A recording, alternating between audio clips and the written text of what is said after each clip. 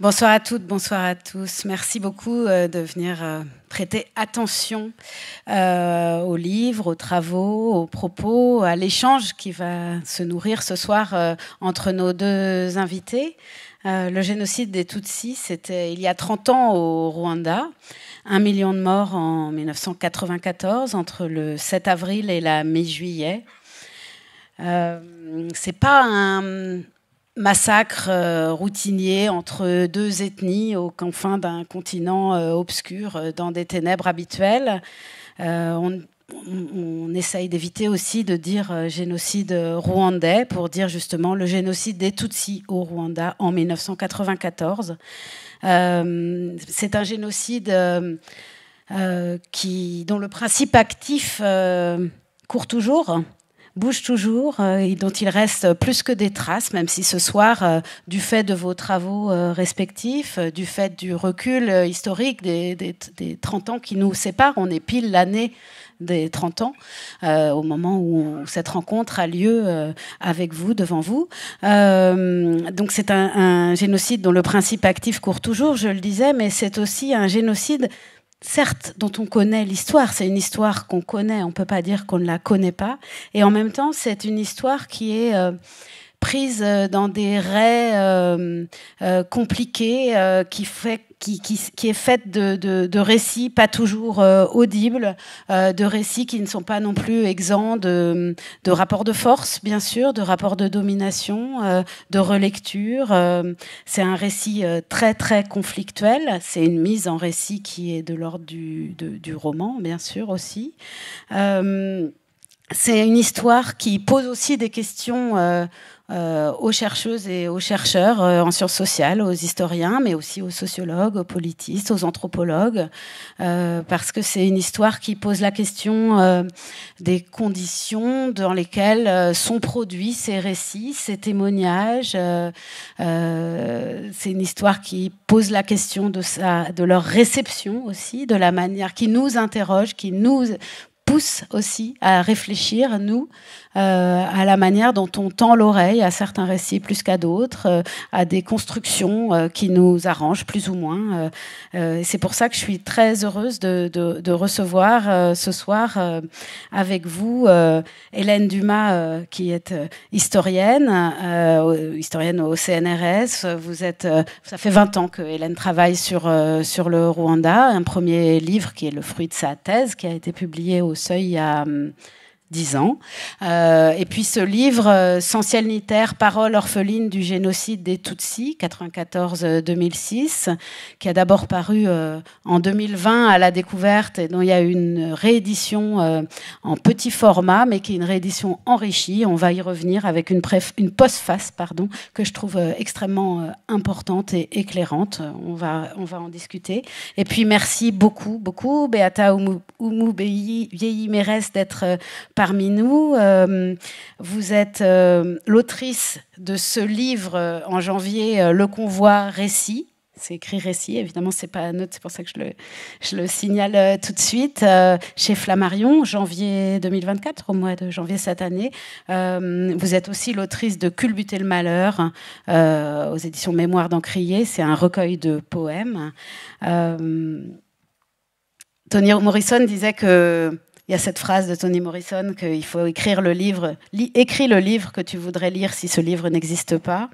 Cette phrase, elle a voyagé tout au long du temps où je préparais notre rencontre, parce que Beata, vous étiez déjà autrice, vous étiez déjà romancière, vous n'aviez pas écrit cette histoire, celle-ci, Le Convoi, votre histoire, celle d'une survivante. Vous aviez écrit des livres qui pourtant n'avaient pas rien à voir avec le Rwanda. Mais pas cette histoire-ci. Et vous racontez cette anecdote dans votre livre, cette anecdote que je trouve assez terrible. Je crois que c'est un auteur, je crois que c'est un ami aussi. C'était juste avant une rencontre en contexte scolaire, parce qu'il faut savoir que le Rwanda, c'est aussi un objet de transmission très important dans les écoles. Il y a tout un programme autour du génocide des Tutsis dans les écoles, dans lequel vous étiez amené à intervenir quelques jours plus tard. Et je crois qu'il vous dit, il y aura un survivant et puis toi. Dans cette animation, à propos de cette animation dans un cadre scolaire où vous étiez deux à intervenir. Alors ce livre, c'est votre histoire, c'est le récit de ce que vous avez vécu, mais c'est aussi une réflexion qui est très précieuse pour nous, qui nous oblige aussi, qui est une réflexion sur à quel titre est-on survivant, depuis quelle place est-ce que il faut raconter cette histoire, est-ce que cette histoire est racontable depuis toutes les places, est-ce que survivant c'est un droit, ce n'est pas un métier, survivante n'est pas un métier, vous dites, n'est pas mon métier, mais c'est peut-être quand même une fonction, c'est aussi un récit de survivants, c'est aussi un matériau pour les historiens, les historiennes comme Hélène. Ce que je trouve extrêmement fort dans votre livre, ou plutôt extrêmement important, en fait, c'est que ça nous oblige à réfléchir à quel titre on écoute tel ou tel récit sur cette histoire qui maintenant a 30 ans et qui a donné lieu à de nombreux récits. Et je le disais, c'est une histoire qui est aussi conflictuelle parce que son récit lui-même, il est aussi pris dans des cadrages médiatiques, dans des cadrages idéologiques, dans des cadrages politiques, diplomatiques, bien sûr. Je voudrais peut-être juste, si vous me le permettez, commencer par un poème du recueil, et puis après vous laissez la parole, bien sûr, qui explique, enfin qui explique rien, mais qui va vous permettre de nous raconter comment vous avez décidé, comment vous en êtes venu à empoigner cette histoire qui est la vôtre. Tu tiens le bon bout, je t'emboîte le pas, au pas à pas, c'est par là. Nos racines mises bout à bout, au bout de l'enfouissement, écosser les songes sous la lune. Sur cette rive, nos vies secondaires s'accrochent étrangères obstinées, amarres usées jusqu'à la corde, nos cœurs en nous brûleront, jusqu'à ce que notre histoire soit par nous racontée, mais pas n'importe comment. Par vous raconter, pas n'importe comment. Comment est-ce que vous pouvez raconter ce soir qu'est-ce qui vous a amené à prendre en charge ce récit à la première personne, mais pas que, qui est aussi un jeu collectif. Merci pour cette question, merci pour l'invitation. Bonsoir à toutes et à tous. Je n'avais pas prévu de devenir écrivaine. Après avoir survécu, je suis arrivée en France à l'âge de 15 ans, en 1994, et j'ai eu une chance inouïe d'être accueillie dans une famille d'accueil formidable et de pouvoir reprendre ma scolarité là où je l'avais laissée au Rwanda. Et quand il s'est agi de choisir des études pour ensuite faire un métier, j'ai souhaité m'engager dans l'humanitaire parce que je pense que à 18-20 ans, j'avais une idée assez romantique de cette voie-là et le sentiment très fort que c'était comme une deuxième vie qui m'était offerte et qu'il fallait que j'en fasse quelque chose d'utile pour l'humanité. Et de façon assez symbolique, j'ai travaillé ensuite dans des champs qui symboliser une sorte de lutte contre la mort, puisque je me suis engagée dans la lutte contre le sida, les addictions et ensuite la prévention du suicide. Et l'écriture n'est arrivée que très tardivement, à 30 ans passés.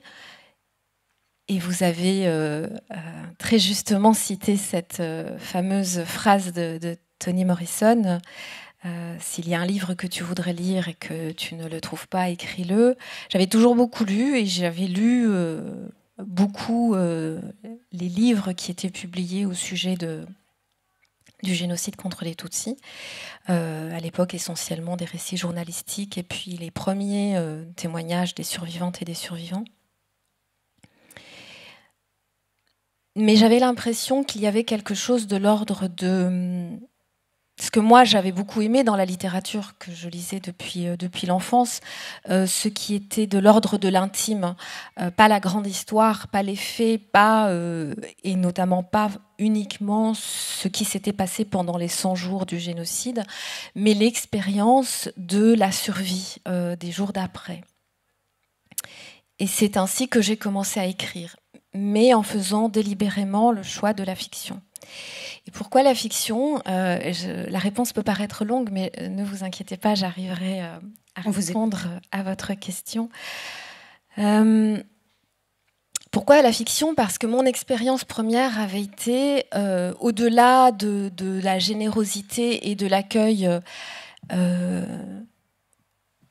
qu'il faut évaluer, en tout cas à l'aune de ce qui est devenu le non-accueil des exilés, des réfugiés aujourd'hui en France, qui à l'époque était absolument formidable. Malgré cela, je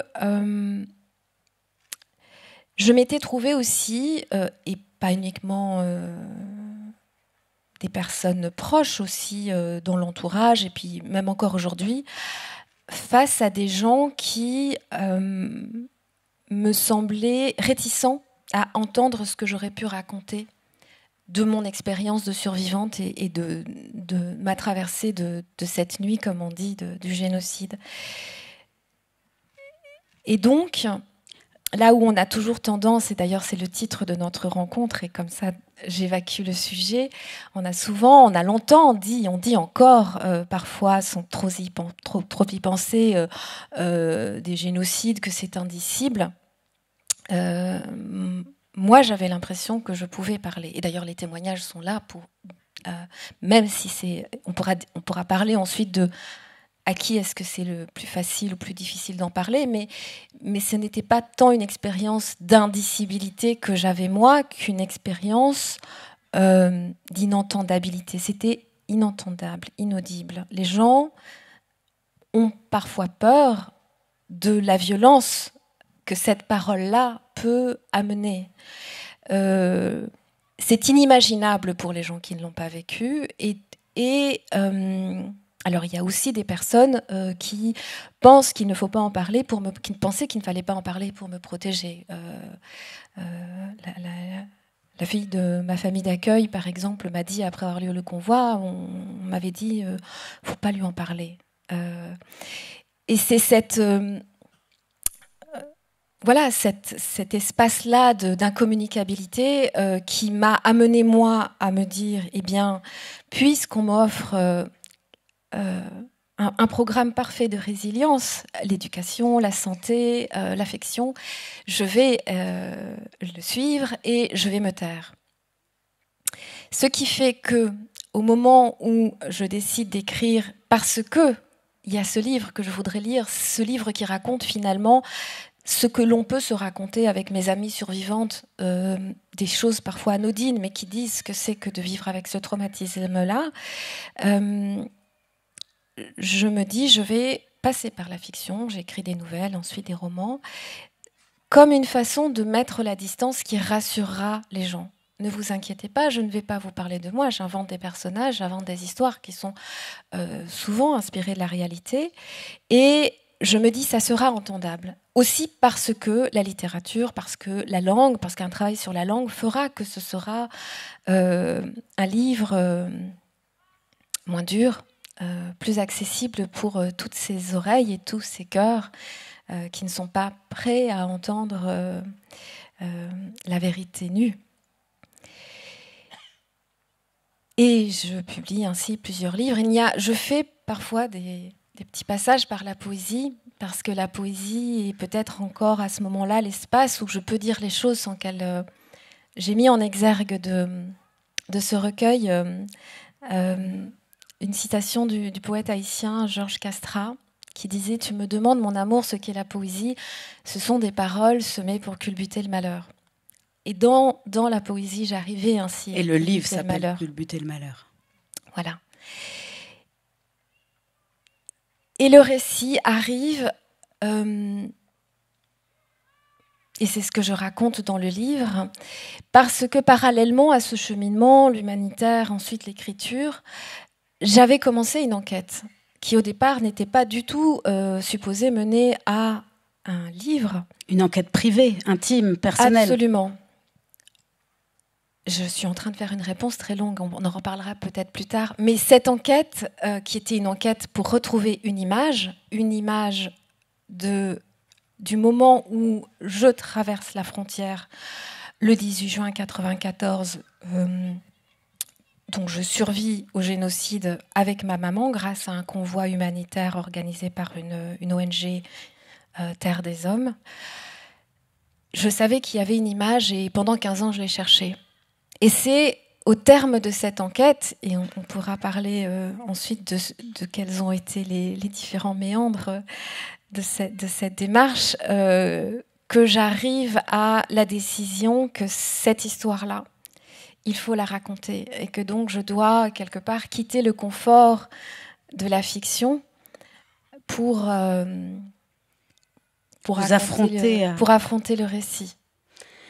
On va y revenir, bien sûr, à cette enquête et à ce déclic et à ce qu'il en découle. Hélène Dumas, qui écrit l'histoire, c'est aussi au cœur de votre travail. Je disais, ça fait 20 ans que vous travaillez sur le Rwanda et en particulier sur le génocide des Tutsis, mais aussi sur la justice qui s'est mise en branle après le génocide. Donc il y a le temps de l'avant, du pendant et de l'après dans vos travaux. Qui écrit l'histoire, en l'occurrence, ce livre, Sans ciel ni terre, il est entièrement tramé, tissé autour de paroles qu'une association est allée chercher et qui a pour particularité d'être une parole d'enfant. Donc c'est le génocide à hauteur d'enfant qu'on découvre en vous lisant, en vous suivant, en les lisant, en les suivant en réalité, car vous êtes dans une position de maïoticienne, enfin pas de maïoticienne dans le sens où vous n'accouchez pas leurs paroles, mais vous nous la médiez et en nous la médiant, vous faites un geste d'élucidation quand même. Comment vous pouvez nous raconter ce qui fait qu'on est quand même allé chercher, tardivement, mais on est allé chercher la parole de ces enfants. Ils sont très très jeunes. Ils ont entre 8 et 12 ans pour la majorité d'entre elles et d'entre eux. Oui, alors c'est des cahiers que ils ont écrits, hein, donc c'est des sources scripturaires. Mais ce qui est très intéressant aussi c'est la qualité littéraire de tous ces textes. Alors il y a 105 orphelines et orphelins qui ont écrit, donc c'est un corpus qui représente environ 2000 feuillets en Kinyarwanda, donc qui est quand même imposant. Donc pour une historienne, un historien, c'est un corpus qui est important et exploitable, qui est cohérent, parce que ces enfants ont été conviés à coucher sur le papier leur expérience d'avant, de pendant et d'après, bien que ces scansions soient très largement subverties par l'expérience du génocide. On peut se demander même s'il y a un après pour les rescapés. En tout cas, c'est cette dimension du temps long du génocide, mais en aval, que m'ont fait découvrir ces textes. Donc c'est là que vous en prenez le plus conscience dans votre trajectoire parce que lorsqu'ils écrivent en 2006, 12 ans après le génocide, non seulement ils sont encore les enfants qu'ils étaient en 94, ils sont figés. Le génocide les a figés dans leur enfance. Ils parlent d'eux comme d'enfants. Donc c'est vrai qu'au Rwanda, on est né socialement un enfant très tard, puisqu'on devient adulte lorsqu'on quitte la maison familiale pour fonder son propre foyer. Mais néanmoins, leur manière de raconter ce qu'ils ont subi pendant le génocide, ils ont, pour l'immense majorité d'entre eux, assisté à l'extermination et aux actes de cruauté qui ont été infligés aux membres de leur famille, de toute leur famille. Et c'est ça aussi ce qui distingue un génocide de tout autre crime, hein. C'est précisément les atteintes radicales à la première unité sociale qu'est la famille. Il le raconte avec une transparence terrible. Il n'y a pas de filtre. Il n'y a pas de filtre de pudeur. Et puis, ce qui est intéressant, c'est que c'est aussi des jeunes gens, des jeunes femmes à l'époque où ils écrivent, donc 12 ans après le génocide, qui écrivent pour d'autres rescapés, c'est une association de rescapés qui les invite à écrire, et ils écrivent aussi au mois d'avril. Et le mois d'avril, c'est le mois de la commémoration, et il faut savoir que aujourd'hui encore, pendant la commémoration chaque commémoration du génocide des Tutsis, il y a ce qu'on appelle au Rwanda les crises de Ihungabana ou Ihamuka, c'est les crises traumatiques, c'est mal traduit, crise traumatique, parce que c'est vraiment un phénomène très, très singulier où les rescapés revivent littéralement ce qu'ils ont vécu en 1994. Pour vous donner un exemple très concret, lorsque vous vous trouvez dans une assemblée commémorative, il y a des hommes et des femmes qui entrent, on pourrait appeler ça une forme de transe, mais voilà, les mots sont très maladroits, encore une fois, parce que c'est un phénomène très particulier, où ils hurlent, ils arrivent, ne me tuez pas, s'il vous plaît. Donc, et par exemple, les intervenants en santé mentale qui les prennent en charge, il leur est recommandé de ne jamais proposer de l'eau à ces personnes parce qu'elles voient du sang. Et qu'une des recommandations, c'est de leur dire « tu n'es pas en 1994, on est telle date sur tel endroit ». Vous voyez, c'est pour ça aussi qu'en connaissant voilà, ces conditions de remémoration très particulières, que ces textes ont une force, un réalisme si puissants, qui nous font entrer dans la chair et dans le sang du génocide et de ce qu'a été cette entreprise politique d'extermination des Tutsis. Justement, comme chercheuse, qu'est-ce que cette parole-là, donc accouchée pendant 3 jours par une association d'autres survivants plus âgés qui allaient proposer à ces enfants qui avaient vécu le génocide, mais qui avaient aussi vécu le déchaînement de violence. Je trouve que c'est important de le partager dès maintenant. Le déchaînement de violence, c'est comme une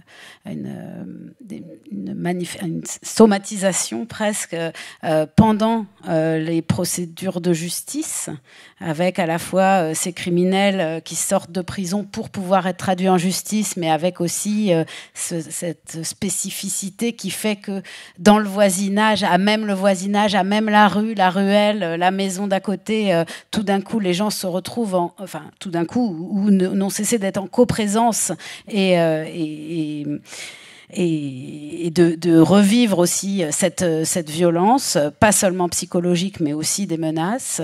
Qu'est-ce que ces textes écrits donc par ces enfants, par ces survivants, par qu'est-ce que c'est cette parole orpheline, comme vous lui donnez un nom, vous a permis d'élucider, de mettre au jour en tant que chercheuse?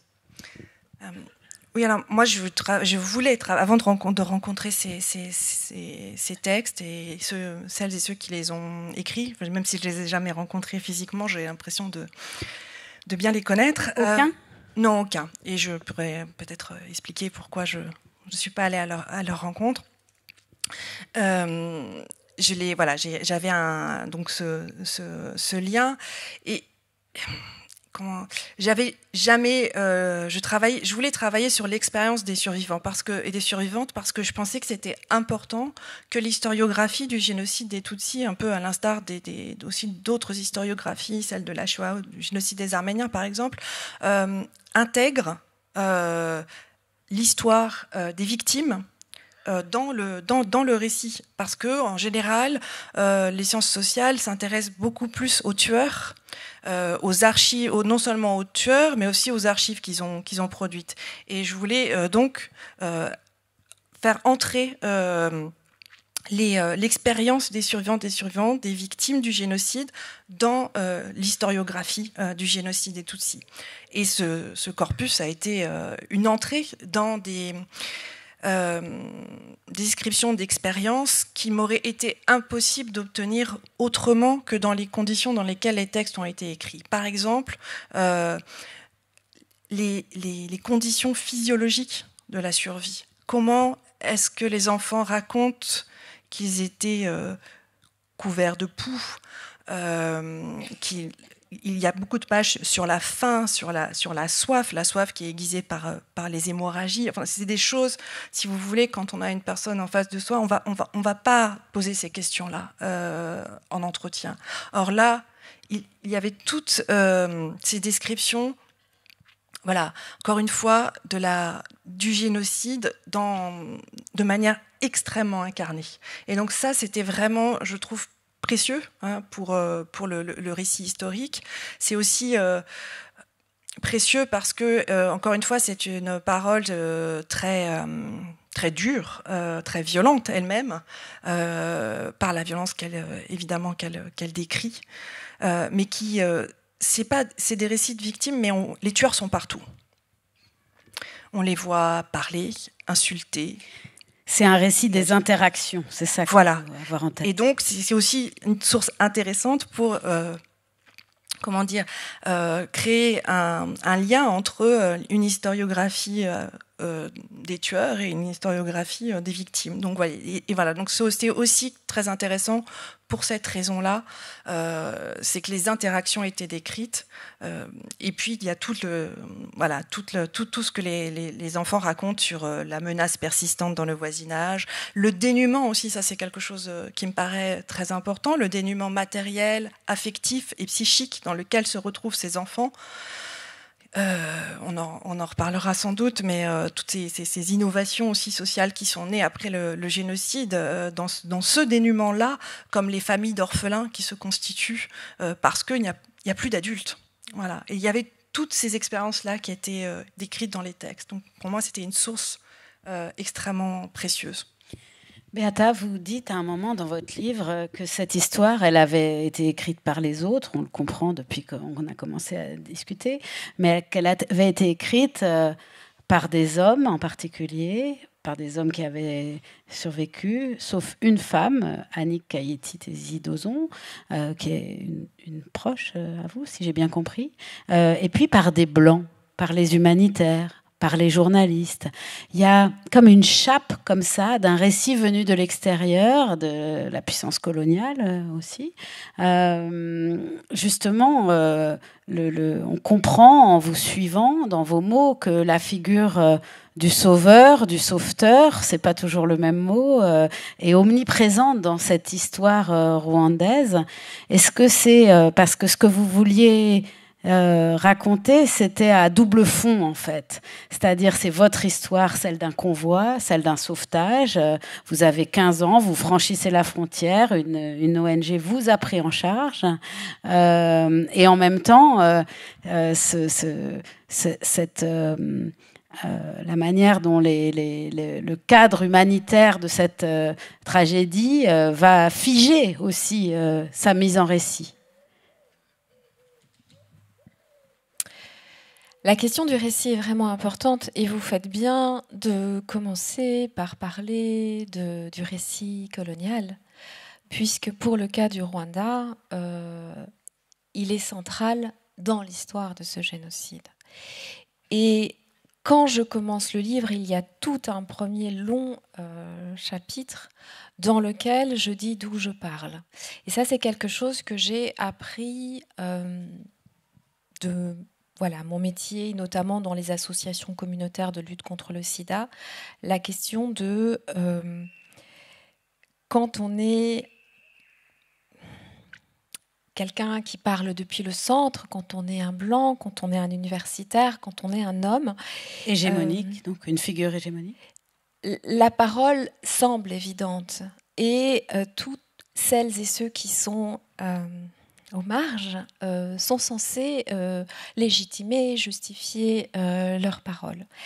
Et cet exercice-là, je le fais parce que j'ai bien envie de dire d'où je parle, c'est-à-dire en tant que survivante, ce qui a parfois aussi pu être, parce que dans ce que vous disiez, été questionné sur est-ce que je suis écrivaine, est-ce que je suis survivante, est-ce que survivante c'est mon métier, enfin des choses... qui avait pu m'être dite de façon assez désinvolte mais très blessante. Et c'était aussi une façon de montrer ce que tout le monde devrait faire finalement, parce que cette histoire rwandaise, voilà, ce qui n'est absolument pas le cas d'Hélène, justement, c'est pour ça qu'on est aussi proche, c'est que de dire d'où on parle.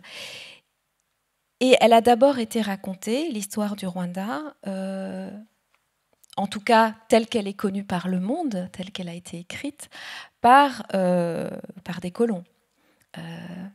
En oubliant, et encore aujourd'hui, quand on dit que l'homme africain, enfin, un certain président français disait que l'homme africain n'était pas rentré dans l'histoire, au Rwanda, il y a une tradition précoloniale, centenaire, de poésie historiographique, dont le père de cette poésie d'ailleurs était une mère, Nyirarumaga. Donc on avait dans l'oralité l'habitude de raconter notre histoire. Mais arrive la colonisation, et notamment la colonisation belge, et a été plaquée sur la société rwandaise une lecture faite par les Belges notamment, qui n'ont pas cherché à comprendre ce qu'était cette société précoloniale complexe dans laquelle il y avait plusieurs subdivisions, ce qu'on a appelé les clans, ceux qui ont... Hélène est historienne, elle pourra corriger, ceux qui ont un ancêtre commun, et puis ces groupes Hutu et Tutsi, qui étaient des groupes existants, qui recouvraient plutôt des catégories sociopolitiques, socio-économiques, et que les colons ont désigné comme des ethnies, avec une antagonisation des Hutus et des Tutsis, qui a ensuite été devenue l'histoire officielle des Rwandaises et des Rwandais, enseignée à l'école, et utilisé par des politiques racistes, et qui a abouti en 94, ben oui, vous voyez bien, hein, ils ont laissé des traces, en 94 par ce génocide. C'est une construction coloniale, cette lecture ethnique de l'histoire. Cette antagonisation des groupes Hutu et Tutsi qui ont la même langue, la même culture, la même religion. Donc, les désigner ensuite comme ethnie, c'est bien un choix qui a été fait. Donc, nous avons été mal racontés. Ce qui veut dire qu'aujourd'hui, quand je pose la question de qui raconte quoi à qui et de la réappropriation du récit, ce n'est pas uniquement par rapport à l'histoire du génocide des Tutsis du Rwanda, c'est une histoire beaucoup plus ancienne. Et ça, cette façon d'être mal racontée a été réitérée en 1994 dans la mesure où la façon dont les médias ont expliqué ce qui se passait au Rwanda, et je vois ici j'ai failli dire dans la salle, mais des gens qui ont certainement plus de 50 ans, donc vous vous rappelez de la façon dont les médias, notamment français, en ont parlé. Et on a ressorti un discours extrêmement caricatural, schématisant et raciste, disant « ces gens-là s'entretuent depuis la nuit des temps, il y a une sorte de violence atavique, et puis c'est un massacre interethnique. » Une barbarie vernaculaire. Qui a été extrêmement bien résumé par Annie Ernaux, mon premier livre qui s'intitule Ejo, un recueil de nouvelles. Et j'étais assez touchée tout à l'heure parce que je pense que voilà, il a été rappelé dans le spectacle juste avant qu'en lingala, le mot lobby, c'est le même mot pour dire hier et demain. En Kinyarwanda aussi, c'est le même mot pour dire hier et demain. Et mon texte Ejo, j'ai mis en exergue un extrait des années de Annie Ernaux qui résume très bien comment ça a été vu. Elle dit on avait moins envie de s'intéresser au Rwanda, faute de savoir qui des Hutus ou des Tutsis étaient les bons et les méchants. Depuis toujours, penser à l'Afrique remplissait de torpeur, etc., etc. C'était le continent décourageant. Et donc, ce récit en 1994, de nouveau, ne dit pas ce qui se passe, ne dit pas que c'est le génocide contre les Tutsis du Rwanda, que c'est le résultat d'une préparation éminemment politique, éminemment moderne, et que donc, et par ailleurs, qu'il y a aussi une responsabilité occidentale. Donc, quand je suis aujourd'hui dans l'idée d'écrire, je prends toutes ces précautions-là pour dire d'où je parle, pour dire qu'il s'agit de se réapproprier le récit et de faire entendre, non pas uniquement ma voix, mais nos voix. Hélène Dumas, pour rebondir sur ce que vient d'expliquer Beata Umubiyi, quand vous mettez en évidence ce qu'est la société rwandaise au moment où ces orphelins prennent la plume, comme vous dites. On est aussi dans une reconstruction, dans une artificialisation, avec sous l'injonction à la réconciliation nationale, mais aussi avec une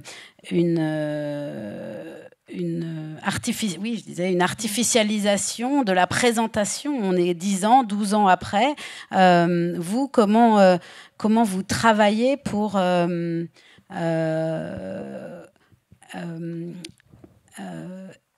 vous prémunir de cette artificialisation?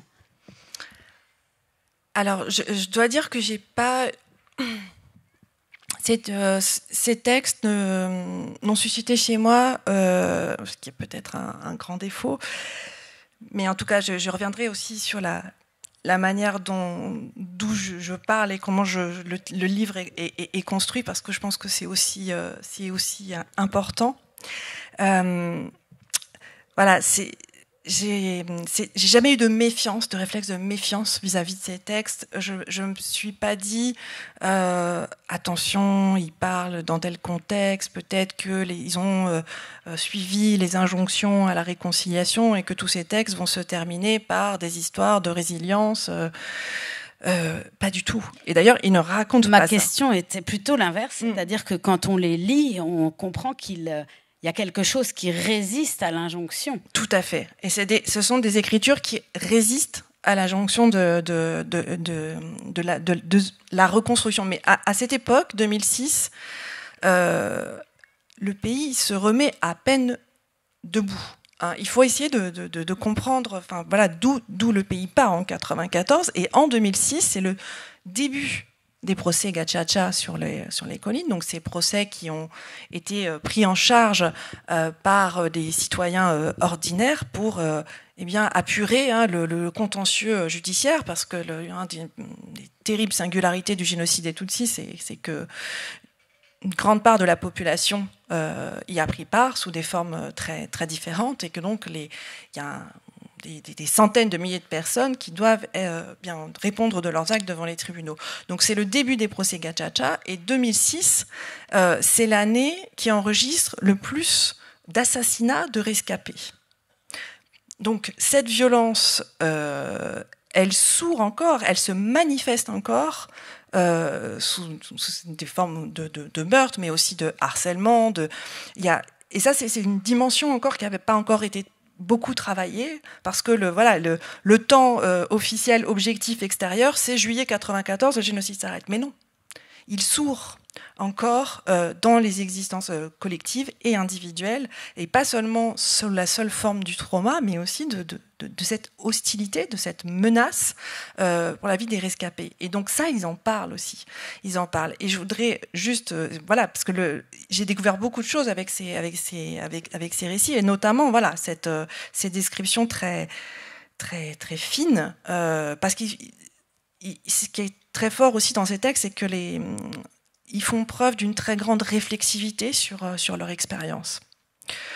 Et c'est ça aussi qui fait la qualité si particulière de ces textes.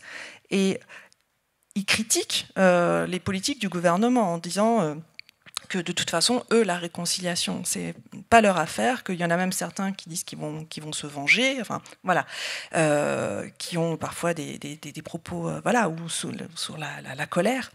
Et ça, c'était important, je crois, qu'on puisse les entendre, qu'ils soient pas censurés, euphémisés, pour des raisons politiques, bien évidemment, et que surtout, la voix des orphelines et des orphelins forme le cœur du texte. Donc c'est un texte où je ne fais qu'accompagner leurs mots, en fait. C'était important pour moi que ce soit eux qui racontent, et en particulier la question s'est posée. Tout à l'heure, Beata, tu disais que tu es passée par la fiction pour ménager le lectorat. Mais je me suis posé la même question en découvrant ces textes, parce que moi je les avais lus, je les avais traduits du Kinyarwanda avec l'aide de 2 personnes qui étaient aussi rescapées du génocide, parce qu'il y avait cette intimité aussi avec l'expérience. Et je me suis dit, mais comment donc tout est dit, hein, donc c'est dissible. Hein, ils ont pris la peine de l'écrire. Mais comment le donner à lire, donc du coup le donner à entendre. Et ça m'a longtemps... je me disais, est-ce que je ne vais pas être accusée de voyeurisme parce que ces textes témoignent de manière très crue des formes de cruauté qui ont été infligées notamment aux femmes. Et puis, je le raconte dans la postface, je me suis retournée vers les proches rescapés du génocide pour leur poser la question.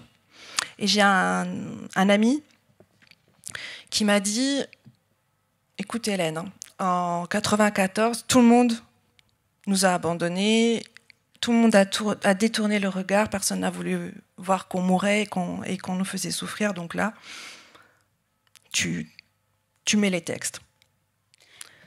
Et on peut parler du choix de l'anonymat ? Oui. Parce que notre lecture ne résiste pas face au choix de l'anonymat, mais néanmoins, notre expérience de lecteur, quand on les reçoit, elle est forcément traversée par cette question de l'anonymat, aussi parce qu'on a en tête tous les écrits, tous les témoignages de la Shoah, et que la question des noms est très importante dans l'historiographie de la Shoah, dans l'historiographie des violences de masse et des violences extrêmes en général. Et pourtant, vous expliquez, c'est pour ça que je disais que cette postface est tout sauf anecdotique et accessoire, vous expliquez que vous avez dû faire un choix. Oui, parce que, encore une fois, les textes ont été rédigés dans un contexte que j'ai rappelé tout à l'heure. Donc, beaucoup de ces scripteurs mentionnaient le fait qu'ils voulaient que leur texte, que leur identité ne soit pas mentionnée, parce qu'ils avaient peur à l'époque, donc l'association n'a finalement pas publié les textes, mais ils craignaient pour leur vie. C'était le cas de 50% du corpus. Et dans d'autres, donc déjà il y avait cette restriction qui était posée par les personnes qui avaient écrit les textes. Donc évidemment, je n'allais pas violer leur volonté ou aller à l'encontre de leur volonté. Et puis dans les autres textes, c'était parfois décrit des scènes, en particulier des scènes de violences sexuelles. Et je n'étais pas certaine que cette écriture de 2006, 10 ans plus tard, elle soit encore assumée par celles et ceux qui l'avaient écrite. Donc, comme je n'avais pas la possibilité... Ils sont particulièrement jeunes. Ils sont très jeunes au moment où ils écrivent. Donc, au moment où moi, je trouve les cahiers 10 ans plus tard, ils ont peut-être construit une vie. Et on ne sait pas dans l'intimité des familles ce qui s'est dit ou ce qui s'est tu. Donc, il était hors de question, évidemment, pour moi, d'introduire une quelconque violence dans les foyers, dans l'intimité de ces familles qui avaient été reconstruites si patiemment après le génocide. Et c'est aussi une des raisons pour lesquelles je n'ai pas cherché à entrer en contact avec les orphelines et les orphelins, parce que pour moi, ces textes, c'était comme si je leur apportais le poison à la maison. Je les connais, je ne sais pas quelle est leur vie aujourd'hui. Et peut-être que rapporter cet objet, c'est rapporter la violence. Et je voulais pas être responsable de ce geste. Donc maintenant, le livre... Enfin, pas mon livre, mais on sait il circule, ils savent. Il circule, et donc les orphelins et les orphelines auront de toute façon le moyen de savoir que ces textes sont conservés aux archives du ministère de l'Unité nationale, et donc ils pourront se réapproprier leurs textes de manière individuelle. Voilà. C'est ce qui est très frappant quand on met en vis-à-vis vos deux démarches et les livres qui en découlent, c'est que vous travaillez depuis ce corpus d'archives, vous ne les rencontrez pas, c'est pas du tout une histoire orale, ni une histoire du temps présent, y compris où on pourrait mettre sous le nez de ceux qui ont témoigné ce qu'ils ont écrit, prononcé, pour les faire réagir. C'est pas du tout cette démarche-là, d'un point de vue épistémologique. Donc, d'un côté, Hélène, vous avez procédé comme ça, en vous retournant après coup sur la manière dont vous aviez procédé. Et vous, Beata, on a l'impression, enfin, quand on vous suit sur cette enquête, dont j'aimerais beaucoup que vous nous la restituiez, enfin, que vous nous la racontiez, on vous suit et on est...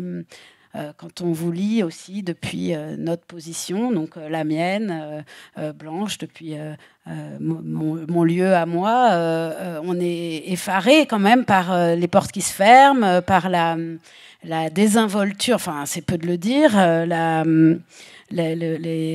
alors probablement que ça indique une résistance de leur part, mais aussi une certaine vision, une image qui se font d'eux-mêmes, un récit qui se raconte d'eux-mêmes, et un certain nombre d'humanitaires que vous cherchez avec lesquels vous cherchez à entrer en contact, avec lesquels d'autres qui ont eu la même démarche, je pense à ce jeune homme qui s'appelle Damas, je me trompe pas, se prend une violence inouïe en cherchant lui-même à restaurer sa trajectoire au moment où lui-même est un enfant des convois de secours. Quand vous faites cette enquête, vous cherchez à vous voir sur une image. Il y a 4 photos, c'est ça et puis c'est tout. Oui, alors, juste avant de répondre à cette question, dire à quel point ce que j'ai apprécié parmi 1000 choses dans le livre de Hélène, c'est qu'elle a pris les enfants au sérieux. C'est que la parole des enfants... Elle les a pris au mot. La parole des enfants est respectée et écoutée. Elle est respectée parce qu'elle s'y intéresse. Elle est respectée aussi dans la façon dont elle est traduite. C'est-à-dire qu'il n'y a pas d'exotisation de la langue rwandaise, ce qui a pu être fait par d'autres. Et ça, c'est très important. Et moi... quand j'écris Le Convoi, comme ce que tu disais, c'est-à-dire que quand on retourne à ces moments-là, en 94, il y a quelque chose qui se joue au niveau de la temporalité qui fait que, d'ailleurs, le chapitre où je témoigne de ce que moi j'ai vécu s'appelle Le temps du témoignage, et je dis qu'à chaque fois je reviens au temps présent, parce que c'est cette idée du passé qui ne passe pas quelque part. Et donc, moi, quand je reviens là, je suis de nouveau l'adolescente de 15 ans. Et peut-être que c'est ça qui s'est passé dans le regard des gens qui m'ont vu arriver, frappant à leur porte. Pour eux, je n'étais rien d'autre qu'un de ces enfants qui avaient été sauvés. Alors, donc les protagonistes qui avaient participé, mis en œuvre les convois de secours. Mais, et des journalistes aussi. C'est ça, j'avais envie de vous dire, et vous êtes journaliste, les bad guys dans l'histoire, c'est plutôt les journalistes. Avec ce dossier publié dans un magazine européen qui s'appelle... Alors, on va pas divulgacher tout de suite. On va laisser le... Bon, ok, je spoil pas, mais allez-y, racontez-nous. 3 anglicismes, là, j'arrête. L'histoire de ces images... En 1994, un convoi de voitures et de camions est organisé par Terre des Hommes, qui est une ONG suisse, à l'époque c'était suisse et italien, qui arrive à évacuer des centaines d'enfants. La grande majorité d'entre eux sont des Tutsis, depuis la ville de Butare, qui est la ville universitaire du sud du Rwanda où je vivais. Ma mère et moi arrivons à faire partie de ce convoi. Je ne vais pas rentrer dans les détails de comment on y arrive, mais nous sommes donc miraculeusement sauvés grâce à ces humanitaires suisses et italiens. Il se fait que ce jour-là, il y a eu plusieurs convois qui ont été organisés par Terre des Hommes. Je pense que c'est 3 ou 4, il y a certaines données que je n'ai pas encore, entre début juin et début juillet 1994. Il se fait que le convoi du 18 juin, c'est le seul, il est accompagné par une équipe de la BBC, donc de la télévision britannique, qui filme ce convoi-là. quelque temps après que nous ayons traversé la frontière, des gens nous disent nous avoir vus à la télévision. Je garde cette information-là. C'est vraiment le moment où il s'agit de partir, et puis je fais ma vie, et les années passent. Mais pour comprendre, depuis l'Europe, ils vous ont vu à la télévision ? Je ne sais pas, justement. J'arrive pas à me souvenir d'où est venue cette On n'a pas l'information en vous lisant. Et je lis, et je dis, je suis très honnête dans mon livre, en tout cas j'essaye de l'être à chaque fois en disant, mais ma mémoire est trouée. Et donc il y a certaines informations que je n'ai pas. Mais en tout cas, s'ils étaient au Burundi, c'est des gens qui devaient avoir le câble parce que on captait pas facilement. Peut-être que c'était en Europe. Des années passent, cette information, je n'en fais rien. Et puis, un jour, et c'est pas anodin, alors que je suis enceinte de mon fils aîné, mon mari arrive à me convaincre en me disant « Mais si ces images existent, est-ce que tu ne voudrais pas les retrouver ?» Et donc ça, c'était il y a 15 ans. Et on commence une enquête pour essayer de retrouver ces images. Donc, ça, c'est le début de l'Internet. Et on arrive à rentrer en contact avec le reporter de la BBC. Le reporter principal, c'était une équipe composée de Fergalkin, donc qui est un reporter irlandais. Il y avait des Sud-Africains, une autre Britannique d'origine pakistanaise. C'est une équipe de 5-6 personnes. Je vais à Londres le rencontrer et je lui dis, voilà, je faisais partie de ce convoi. Il me donne le documentaire qui a été tourné suite à leur voyage au Rwanda qui avait duré 2 semaines, dans lequel il y a 2 minutes du convoi. Je regarde les images, je ne m'y vois pas. Je suis déçue, je n'en fais rien. Et quelques temps passent encore et je reçois un courriel du reporter, du journaliste sud-africain qui était avec l'équipe, qui a reçu ce mail, qui est parti un peu comme ça aux 4 coins de la planète, et qui me dit j'ai 4 photos que j'ai prises ce jour-là. Peut-être que tu y es, je te les envoie. De nouveau, 4 photos. Sur une des 4 photos, néanmoins, c'est des enfants qui sont dans un conteneur. Il faut imaginer les conteneurs qui transportent les marchandises. Une 50aine d'enfants assis à même le sol dans un conteneur. Et je vois dans le coin, là où ma mère et moi étions cachés, parce qu'on n'était pas censés faire partie de ce convoi officiellement. Il était réservé aux enfants de moins de 12 ans. Donc nous, on était couchés au fond du camion avec des tissus au-dessus de nous et les enfants étaient assis au-dessus de nous. Et je vois l'endroit où on est caché, mais en creux. Et j'accélère un peu. Ces images, je n'en fais rien. Et puis un jour, je rencontre, au moment à Nice, dans une école où je suis allée parler de mes livres, il y a un jeune rescapé qui est là, rwandais, Tutsi, et qui dit « J'ai pu quitter le Rwanda grâce à Terre des Hommes ».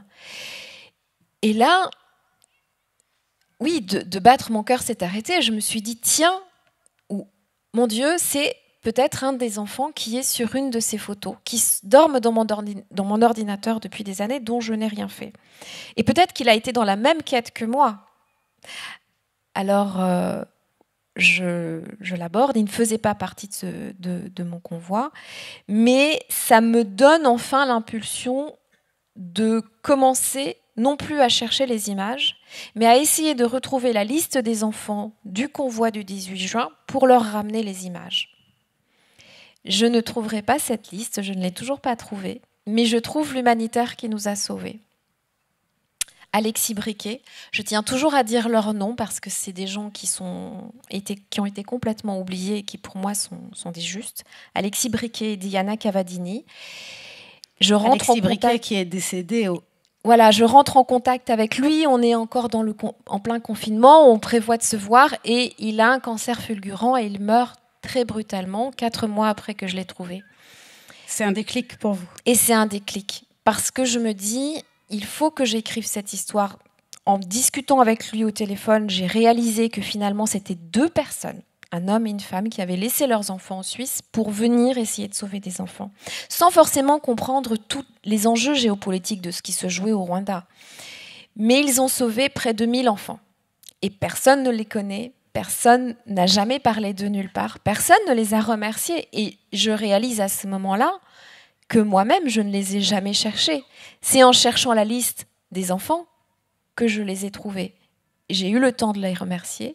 J'ai eu le temps de les mettre, en tout cas de lui envoyer des messages de quelques enfants que je connaissais qui lui disaient nous sommes aujourd'hui des hommes et des femmes debout, et c'est grâce à toi. Mais il s'agissait vraiment de raconter enfin ce sauvetage inouï. Et en commençant cette fois-ci un projet qui n'est plus de retrouver les photos, qui n'est plus de retrouver la liste des noms, mais qui est de raconter cette histoire, ce sauvetage, je vais retrouver d'autres photos, je vais retrouver d'autres enfants, mais je vais me trouver aussi face à beaucoup de portes fermées. Notamment, je réalise que les archives de cette histoire, que ce soit les photographies, les comptes rendus, les rapports, tous ces documents-là qui ont été produits se trouvent non pas au Rwanda, ne se trouvent pas accessibles pour les rescapés, mais sont dans des archives, et notamment les archives de Terre des Hommes à Lausanne, les archives de la Croix-Rouge internationale à Genève, les archives du Tribunal pénal international pour le Rwanda. Tout ça se trouve à l'étranger et tout cela est absolument inaccessible pour nous. On me dit, mais vous n'avez pas légitimité à avoir accès à ces... Je ne suis pas chercheuse, je ne suis pas journaliste, je ne suis pas juriste. Je suis juste la personne dont c'est l'histoire, finalement. Mais ça n'est plus mon histoire. Cette histoire, elle est racontée par d'autres à d'autres. Elle a été racontée par d'autres à d'autres. Et il s'agit aussi d'avoir de nouveau voix au chapitre. Certains l'ont bien raconté. Fergalkin a écrit un livre qui s'appelle Season of Blood, qui est absolument juste et fondamental. Mais à un moment donné, ce que je réclame, c'est que notre version des faits, la façon dont nous l'avons vécu aussi, nous qui n'étions que des enfants, soit entendue, soit prise au sérieux, soit écoutée et soit crue. Pour préparer la rencontre de ce soir, j'ai eu besoin de me replonger dans des récits de témoins de la Shoah, et en particulier un livre qui est très peu connu, qui a peu circulé, d'un psychanalyste, enfin d'un psychiatre à l'époque, Viktor Frankl, qui avait été déporté à Auschwitz. C'est un livre qui date des années, dont l'édition date des années 70. C'est pas un hasard, c'est aussi le début de l'ère des témoins. L'une comme l'autre, vous écrivez aussi depuis ce ping-pong avec cette historiographie, mais pas seulement, avec aussi cet imaginaire, avec ce patrimoine littéraire, avec ces démarches de déposer des mots suite à la Shoah, mais pas que. Hélène, quand on vous lit, c'est notamment à Harry Tipan qu'on pense, et à cette obstination à lutter contre l'effacement des traces, et ces registres au prix d'une entreprise colossale que vous faites traduire sont les traces matérielles, tangibles, concrètes, présentes aujourd'hui de l'expérience vécue par ces enfants. Beata, de votre côté, vous évoquez à un moment dans votre livre le récit des Juifs survivants en disant, et j'ai noté l'expression, que grâce à ces récits, vous apprivoisiez votre silence, votre propre silence, le vôtre, et que ces récits avaient la forme exacte de votre solitude, ce sont vos mots. Je voudrais vous proposer, comme on arrive à la fin de cet échange, à l'une comme à l'autre, de nous raconter dans votre écriture, dans votre geste d'écriture, parce que la langue est très importante par ce geste de traduction, mais pas que, très importante dans vos deux démarches, que vous nous racontiez ce que ça vous apporte, enfin qu'est-ce que vous faites finalement de ces méandres du côté d'autres histoires. Peut-être, je ne sais pas, est-ce que, Hélène, vous voulez démarrer ? Oui, alors, évidemment, il y a un historien qui compte beaucoup, un historien de la Shoah qui compte beaucoup pour moi, et c'est Jan Gross. Parce que Jan Gross, il écrit avec sa subjectivité. Tous ces textes sont des... Bon, c'est un historien remarquable, mais il est dans son récit. Et ça, je trouve que c'est une démarche que j'assume également, d'une forme de, je veux dire, avec les textes, les orphelines, les orphelins, on est entré en intersubjectivité à chaque mot traduit, parce que à la fois dans les enjeux de traduction, il s'agissait effectivement de ne jamais mettre un mot à la place d'un autre. C'était leur langue, et c'était leur manière de décrire la mort de toute leur famille. Donc il n'était pas question de trahir et de faire de la belle langue. D'autant que le Kinyarwanda était particulièrement précis, presque clinique, pour décrire ces scènes. Vous avez fait de l'analyse lexicographique ? Non. On pourrait écrire 1000 livres avec ces textes, mais je crois que je ne pourrais plus m'y replonger maintenant. Et puis, voilà, il y avait aussi un immense respect pour les orphelines, les orphelins qui ont écrit, parce qu'on voyait même à la graphie même, je pense que la trace, la matérialité de l'archive était très importante, que cette écriture a été ô combien douloureuse. Et il m'a semblé aussi très important ils répétaient souvent dans leurs textes cette injonction à ce que le monde connaisse leur histoire. Il y a une forme d'une promesse tacite qui a été que je leur avais faite en travaillant, c'était de porter leurs paroles aux étrangers. Alors les étrangers, c'est pas que les non-kinyarwandophones, c'est aussi les étrangers à cette nuit du génocide, comme ils le disent.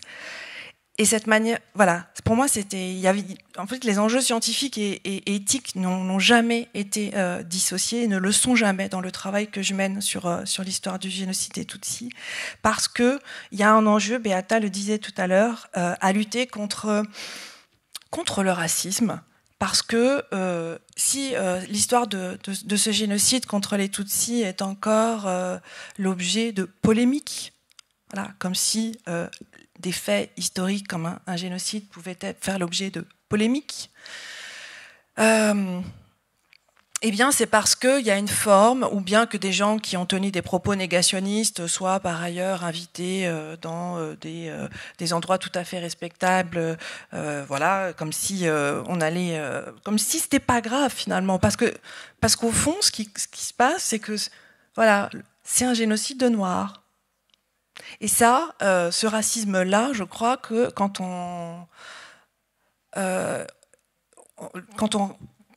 voilà, il faut prendre soin de ces paroles qui viennent du Rwanda aussi pour les faire respecter. Et parce qu'il y a encore aujourd'hui, évidemment, des formes de négation, des formes de relativisation, mais qui sont parfois tolérées. Voilà, et donc je pense que c'est aussi ça. Et donc le dialogue avec la Shoah, il s'instaure aussi de manière, voilà, presque, et avec Ritipan de manière naturelle, je dirais, parce que mais voilà, pour la Shoah, c'est Aaron Appelfeld, moi, qui m'a beaucoup inspirée. Plus la littérature, qui écrivait qu'il n'avait pas encore retrouvé son visage d'enfant. Juste pour préciser sur le négationnisme, que en fait dire génocide rwandais, c'est-à-dire laisser entendre que ce sont des Africains qui s'entretuent, c'est négationniste. C'est ça le point avec le révisionnisme, le négationnisme. Et vous, Beata, ce sera ma dernière question. Quand vous dites que ces récits des Juifs survivants, mais peut-être ceux d'autres génocides d'ailleurs, je ne sais pas si vous avez été nourri, par exemple, par des récits du génocide des Arméniens, mais quand ils ont la forme de votre solitude, est-ce que, avec du recul, les 15 ans de l'enquête et puis quelques années de l'écriture, vous diriez aujourd'hui que ça nourrit votre écriture aussi, que ça vous a déplacé ?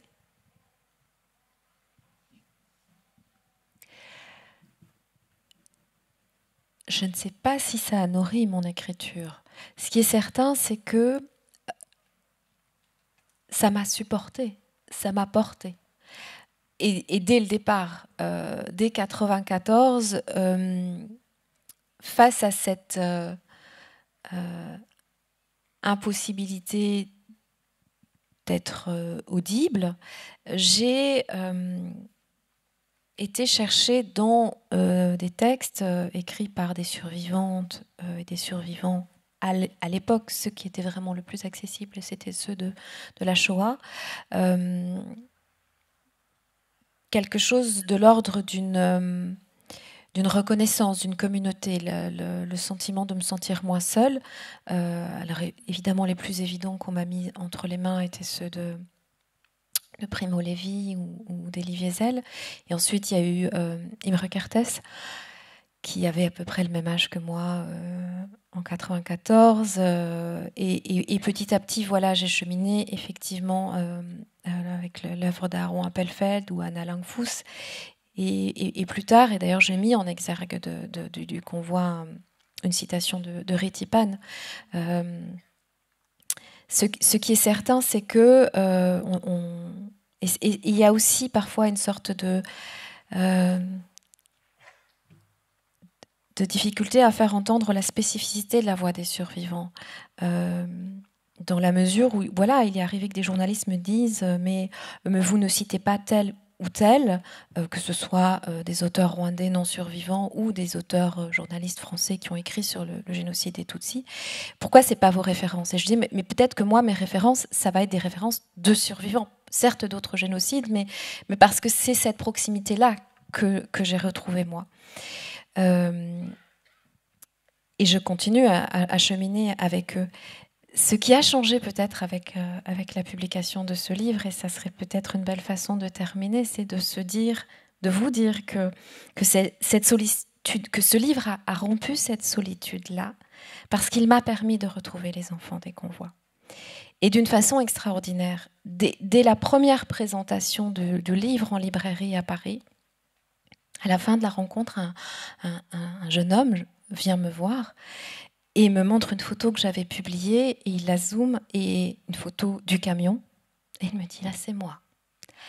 Et depuis janvier, je ne cesse, presque toutes les semaines, grâce au livre, à la médiatisation, au passage dans les radios, d'avoir des gens qui à leur tour, cherche à tout prix à trouver mes coordonnées, comme moi j'ai cherché les journalistes pour qu'ils me donnent des photos, et vous disiez bien que certains ne me les ont pas données ou me les ont données très tardivement. Là, ce sont des enfants qui me contactent en me disant « Moi aussi j'étais un enfant des convois ». Et je leur envoie les photos. Et ce livre a vraiment accéléré l'enquête. J'ai plus avancé en 6 mois qu'en 15 ans. J'ai retrouvé les humanitaires, j'ai retrouvé les journalistes. L'enquête continue d'une façon presque... Je vais vous raconter juste un exemple. Un ami commun, après avoir lu le livre, un ami d'Hélène, Pierre Galinier, qui est un Français, qui a travaillé à un moment donné avec le tribunal pénal international, il dit « C'est pas possible que tu n'aies pas retrouvé cette vidéo ». Et sans me le dire, il active son réseau. Et je retrouve enfin les rushs de la BBC que je cherche depuis 15 ans. Il me les envoie. Et je me vois enfin. L'image est de mauvaise qualité, VHS des années 90, mais je me vois enfin. Et en regardant bien cette vidéo, je vois qu'il y a un monsieur qui est en train de prendre des photos. Donc je me dis, il y a quelqu'un d'autre aussi qui a pris des photos ce jour-là. Et je continue à chercher. Je le retrouve sur d'autres photos. C'est un monsieur qui a l'air d'un certain âge. Et en retravaillant sur les textes du tribunal pénal international, j'ai son nom, Aldo Bordiglioni. Je cherche sur Internet. Je vois que c'est un humanitaire italien. Il n'y a plus de nouvelles de lui sur Internet, plus de traces depuis 2020. Il est italien, mais je me dis, il est mort du Covid. Il y a eu un Covid terrible et c'était une personne âgée. Mais j'ai travaillé à Médecins sans frontières il y a plusieurs années avec un Italien qui est médecin. Je le contacte en me disant, bouteille d'eau à la mer. Alessandro, je cherche un médecin italien. Peut-être qu'il est mort, mais est-ce que tu peux enquêter? Il n'y a plus rien sur Internet. Alessandro cherche par l'ordre des médecins d'Italie, parce qu'il n'y avait rien. Un matin, il m'appelle, Beata, j'ai retrouvé Aldo. Il est vivant. Et j'écris à Aldo, 83 ans, et il m'envoie 3 photos, de nouveau tirées de son grenier. Sur une des photos, je vois, c'était un mystère depuis le début dans le livre, il y avait un homme asiatique dans les convois. On ne savait pas qui c'était. Et les reporters de la BBC m'avaient dit, c'est un journaliste japonais. Donc moi, j'étais en train d'enquêter au Japon depuis des semaines. Et j'écris à Aldo, je lui dis, est-ce que tu connais le nom du journaliste japonais? De l'humanitaire japonais, on croyait que c'était un humanitaire. Et il me répond, mais il n'est pas du tout japonais. Il était vietnamien. J'ai dit, t'es sûr? Peut-être un début de l'Alzheimer. Non, ça a été vietnamien. Et en quelques clics, je retrouve ce photographe vietnamien. Il se fait qu'il est à Paris à ce moment-là. Et il a plein de photos. Et ça, c'était au mois de juin. Donc je ne suis plus seule. Et ce livre l'a permis. Et aujourd'hui, on a un groupe WhatsApp des enfants du convoi. Et tous les jours, il y en a un nouveau qui arrive. Merci Beata Oumoubiayi-Mires. Merci Hélène Dumas. Il nous reste exactement un quart d'heure pour échanger avec vous. Il y a des micros qui vont circuler. Est-ce que quelqu'un souhaite poser une première question à nos invités ?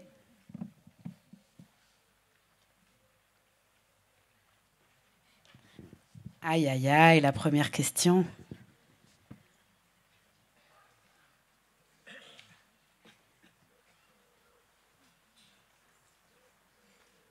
Alors, moi, je vais continuer à parler. Parce que ma question était très floue, pas assez précise. Ma question sur l'usage que vous faites des récits. Vous cherchez une question, hein, si vous souhaitez, n'hésitez pas. C'est juste le moment de vous chauffer.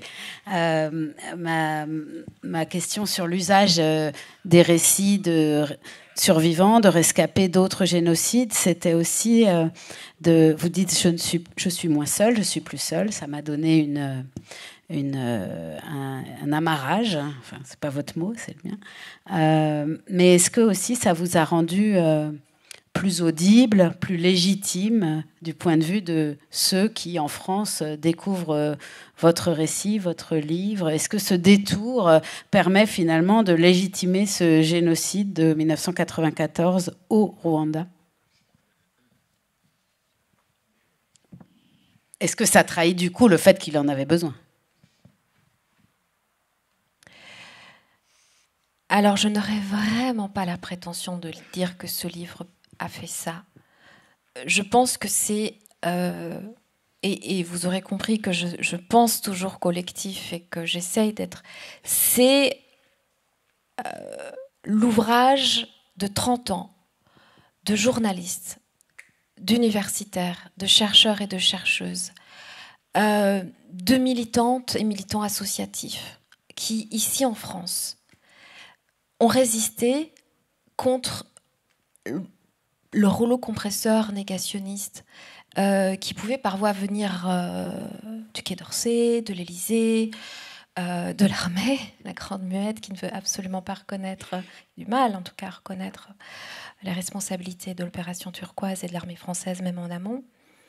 Et je pense que c'est vraiment important de parler de gens comme Patrick de Saint-Exupéry, Laurent Larcher, Jean-Pierre Chrétien, et je ne cite que Mariam Malagardis, l'association Survie, et puis la nouvelle génération dont Hélène est vraiment représentative,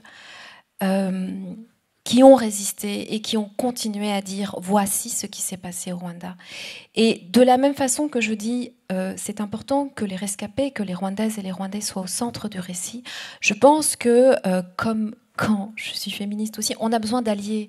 On a besoin des hommes, on a besoin des Français et des Français qui n'ont pas vécu cette histoire, mais de gens qui, et aujourd'hui je pense que vous repartirez sans doute en étant aussi des alliés, des gens qui disent attendez, arrêtez de raconter n'importe quoi, arrêtez de minimiser et soyez en capacité de débusquer quand il y a soit voilà, un impensé raciste, soit vraiment une résistance. Une résistance ou voilà, redire des choses, voilà, avoir une certaine idée de la France, une certaine idée de l'Occident qui ne souffre pas que l'on puisse dire qu'il s'est passé ceci et cela. Mais c'est un travail de longue haleine, collectif. Et je pense que c'est vraiment important qu'on pense à toutes ces personnes-là qui, aujourd'hui encore, des journalistes français, tous les ans, ont des procès. Quelqu'un comme Hubert Védrine, ancien secrétaire général de l'Élysée, qui attaque systématiquement en justice des gens comme Annie Faure, humanitaire, Patrick de Saint-Exupéry, Laurent et ça continue. Parce que ces gens disent juste la vérité. Donc il faut les soutenir, il faut reconnaître leur courage. Merci Beata Oubi-Mérès. On a une question. Merci pour vos récits et tout ça, c'était vraiment chouette et émouvant. J'avais une question pour Hélène, du coup. Vous parliez que vous n'avez pas cherché à prendre contact avec les personnes qui avaient écrit les textes. Je me demandais 2 choses, mais c'est un peu la même question. Comment ça se fait que vous soyez retrouvés avec ces textes-là, et dans quelle mesure les gens qui les ont écrits étaient au courant que vous les lisiez, que vous les étudiez, et dans quelle mesure ils connaissent vos travaux. Si vous les avez jamais rencontrés, est-ce que ils vous ont rencontrés en quelque sorte aussi de ce côté-là? Merci. Je réponds tout de suite, comme ça je vais... Oui, alors ces cahiers étaient déposés dans un centre, une bibliothèque, un centre d'archives maintenant d'une commission qui s'appelait la Commission nationale de lutte contre le génocide, qui était l'institution publique principale en charge de la mémoire et de l'histoire, et qui s'occupait aussi des rescapés du génocide, qui est maintenant qui a été refondu dans un ministère en 2021. Donc ils étaient là au titre d'autres archives. Et c'est aussi une des raisons pour lesquelles j'ai anonymisé, c'est-à-dire que je n'ai pas rencontré les orphelines et les orphelins pour demander aussi leur consentement, pour qu'il y ait leur nom. Donc voilà. Et en plus, ils avaient en 2006, pour beaucoup d'entre elles et d'entre eux, demandé à ce que leur texte reste anonyme. Alors, ce serait magnifique qu'ils rencontrent le livre. Le problème, c'est on a 2 obstacles pour la réception au Rwanda. Donc, j'espère on va trouver des solutions pour pouvoir les surmonter. D'abord, c'est que du coup, leur parole maintenant est en français, le livre est en français, et la langue principale du Rwanda, c'est le Kinyarwanda. Donc, il faudrait pouvoir le retraduire en Kinyarwanda. Et le second obstacle, c'est l'accès à la lecture, au livre. Donc, là, récemment, il a été question, lors d'une présentation à Kigali, peut-être de le transformer en podcast en Kinyarwanda. Et à ce moment-là, je pense que, ils auraient accès. Mais c'est une véritable question, parce que ça pose la question du savoir qu'on produit sur leur texte. Et c'est aussi pour ça une des raisons pour lesquelles je tiens beaucoup à l'anonymat. Voilà. J'espère que j'ai répondu à votre question. Merci Hélène. Il y a une question tout au fond, dernier rang.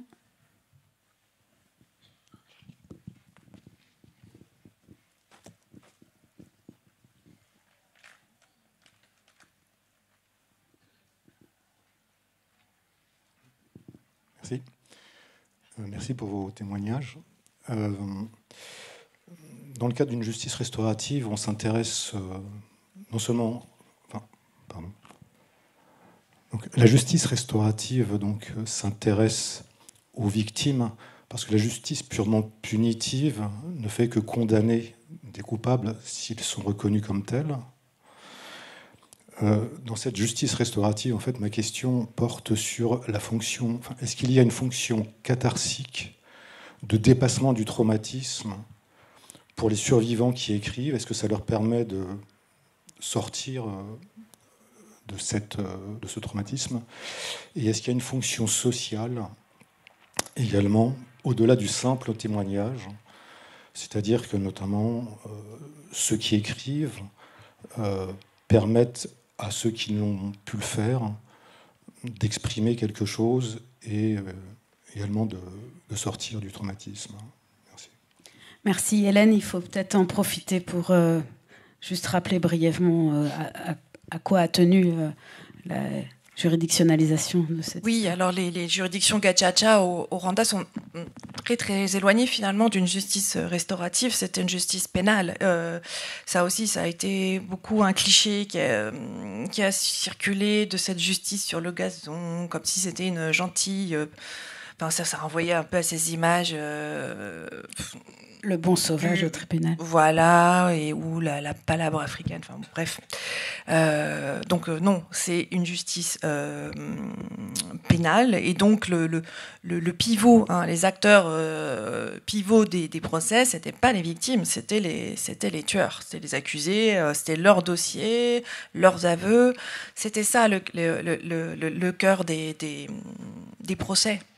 Donc souvent, et là on est en train de le découvrir justement grâce au fait qu'on a pu classer un fonds d'archives important, le fonds d'archives de l'association Ibuka, qui est la principale association de rescapés du génocide, parce que voilà, l'accès aux archives est aussi parfois difficile parce que celles-ci sont pas du tout elles sont pas conservées, hein, finalement, et donc il y a beaucoup de fonds qui échappent à l'attention du peu de chercheurs qui s'intéressent à l'histoire du génocide des Tutsis. Voilà. Mais on est en train on pourrait faire une autre histoire des juridictions Gacaca, une autre histoire de la justice telle qu'elle a été vécue, perçue par les rescapés du génocide grâce à ce fonds d'Ibuka, dans lequel il y a énormément d'enquêtes sur... Voilà, la manière dont, en particulier, il y a un fonds magnifique, une partie du fonds sur la santé mentale, où ce qu'on appelait au Rwanda à l'époque des conseillers en traumatisme sont des gens qui n'avaient pas de diplôme de psychologue, mais qui ont été formés pour aider les rescapés. Et ils racontent comment, dans les procès, en fait, les procès sont insupportables. Soit les accusés mentent, et c'est insupportable à entendre, soit ils parlent, et ce qu'ils ont à dire est trop insupportable aussi pour les rescapés. Et donc, en fait, l'idée que la justice permettrait de mettre du baume sur le trauma est, à mon avis, une fausse piste. C'est retraumatisant, la justice. Les commémorations sont aussi retraumatisantes. Juste un mot sur la santé mentale, parce que c'est un sujet qui me tient très, très à cœur. Il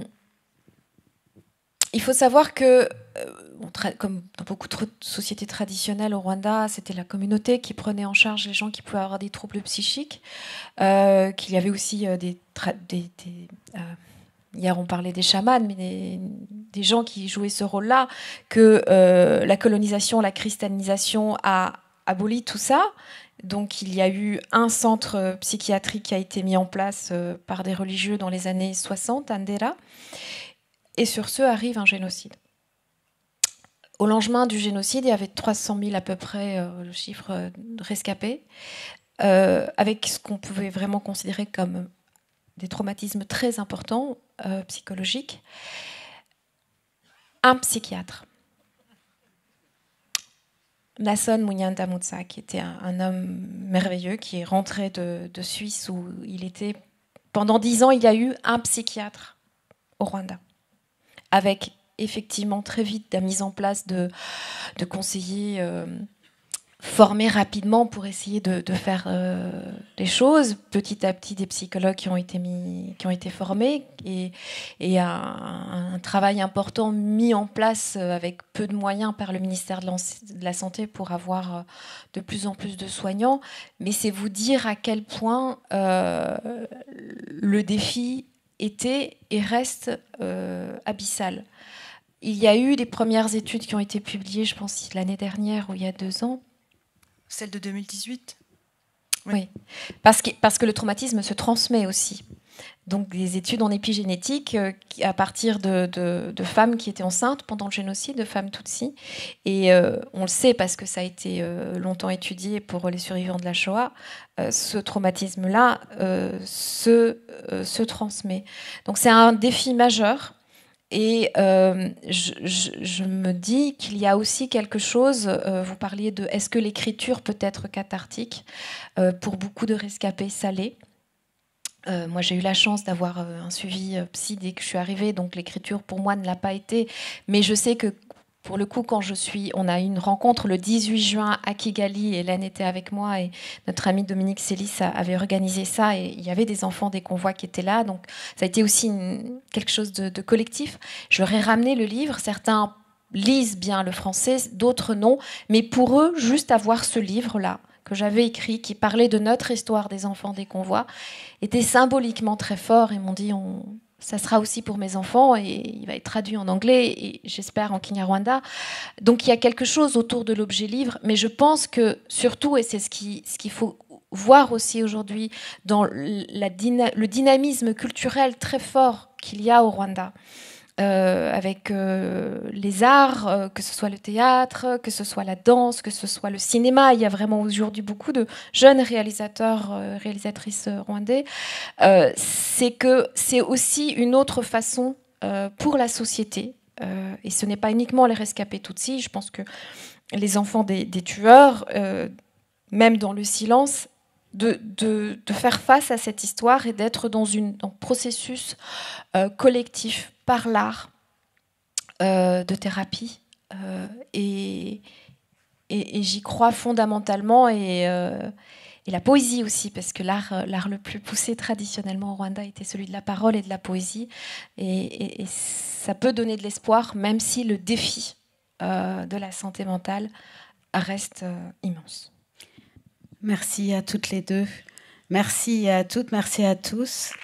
Ah, il y a une question. Non, c'est bon finalement ? Bon, vous pourrez échanger avec nos deux invités au cours du séjour. Merci à vous.